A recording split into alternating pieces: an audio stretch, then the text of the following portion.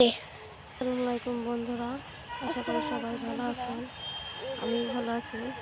আজকে আমি আমার বাড়ির পাশে চকে শাক তুলতে এসেছি। এই শাকটা আমরা সেন্সি শাক বলি। সব জায়গায় তো এক নাম না, কেউ এটাকে হেলাঞ্চা শাক বলে। যাই হোক, এই শাকগুলো তুলবো, আজকে তুলে ভাজি করব। সাথে আমার মেয়েও আছে, আমি শাক তুলতেছি আর আমার মেয়ে পলি ধরে রাখছে মানে রাখার জন্য। গ্রামে কিন্তু এইসব শাক মাঠে পাওয়া যায়। গ্রামের মানুষেরা যদি অনেক সময় দেখা যায় যে রান্নার কোনো কিছু না থাকলেও শাক পাতা তুলে রান্না করতে পারে, খেতে পারে। এটা একটা সুবিধা আমি মনে করি। এটার ভিতরে দাও, তুলা পায় শেষের দিকে ব্যাগে রাখতেছি, এগুলো ভাজি করবো। আমার শাক এই যে বেশি মুচ কাটে নিচ্ছি, আমি শাকগুলা ধুয়ে আনছি একসাথে, সাথে অন্য কিছু শাকও দিছি মিক্সড করে শাকের সাথে। আর এদিকে ভাত বসাইতেছি, ভাতটা হয়ে গেছে। কড়াইটা বসাই দিলাম শাক রান্নার জন্য। শাকটা প্রথমে সিদ্ধ করে নিব। কড়াইতে দিয়ে দিতেছি শাক, পরিমাণ মতো লবণ আর পানি দিয়ে সিদ্ধ করে নিব শাকটা।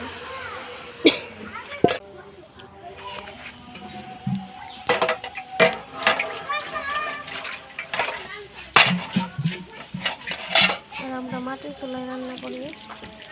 মাটির চুলায় কিন্তু রান্না মজাও হয়।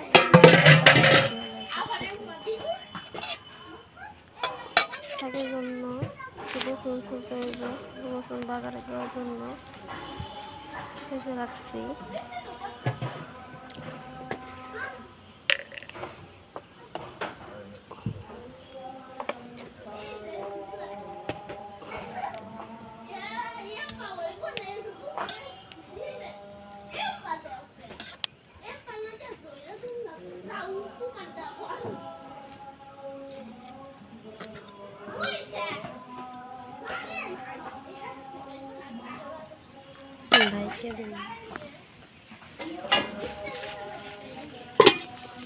আমার শাকটা ঢাইকে দিছি, সেদ্ধ হয়ে আছে প্রায়।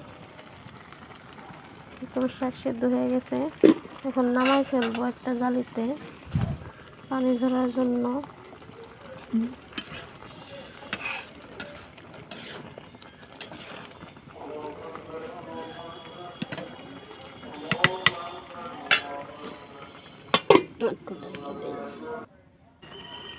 শাকটা হয়ে গেছে,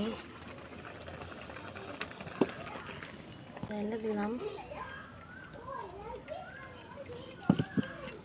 আর এখন একটু শাকে রসুন দিয়ে দিলাম বাগারে, পেঁয়াজ দিয়ে দিছি, লবণ দিয়ে শাকটা তেলে ফেলাইয়া ভাজি করে নিব। আর এটা যত বেশি ভালো করে ভাজি করবা শাকটা তত বেশি মজা লাগে। তো আমার শাক ভাজি করা শেষ। দেখেন কতক্ষণ কালারটা কালো হয়ে আসছে। বাইরে নিব। আজকের মতন ভিডিওটা এইটুকুই। আপনারা সবাই ভালো থাকবেন। আল্লাহ হাফেজ।